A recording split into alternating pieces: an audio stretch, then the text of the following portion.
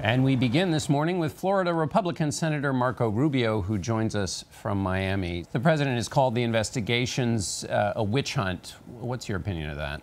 Well, I know he feels very strongly about it. My advice to the president is what I've communicated publicly, I should say, that way I've tried to communicate to everyone on this issue, and that is this. It is in the best interest of the president and the country to have a full investigation.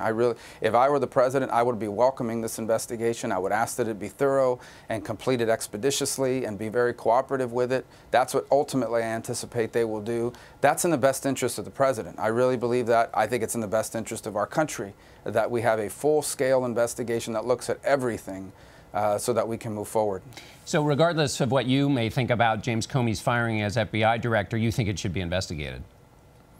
Well, I just think it's important to answer questions, because otherwise, if people have any doubts, it undermines confidence in our system of government, in our elections, in our leaders.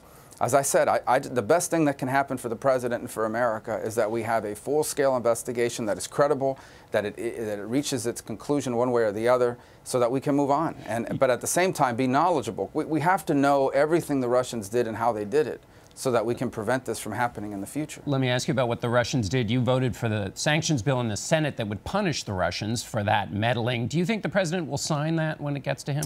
I hope so. It's important to send that message that this is, as I said, that this is not acceptable. And I remember back in October when those leaks came out, and I was, I think, one of the few Republicans in the country that wouldn't discuss WikiLeaks, because I don't want that to be a part of our system here.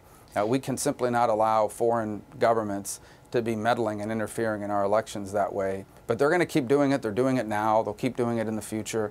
We need to know how they do it so that Americans are more knowledgeable about that and take that into account when making their decisions at the ballot box.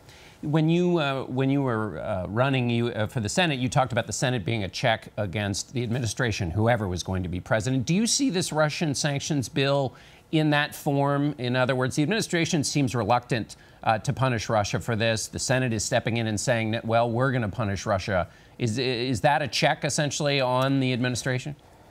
It is, but not perhaps for the reasons people think. A lot of people, it had nothing to do with the investigation per se. It's more along the lines of the Secretary of State believes that he wants to explore the opportunity to get Russia to be more cooperative on a number of issues. It's a foreign policy view that they have, and so they think that these sanctions may undermine that effort. And while I respect that point of view and have considered it, ultimately I think it's incredibly important for us to make clear that there are consequences for doing what they did during the 2016 elections. And that's why I supported these sanctions.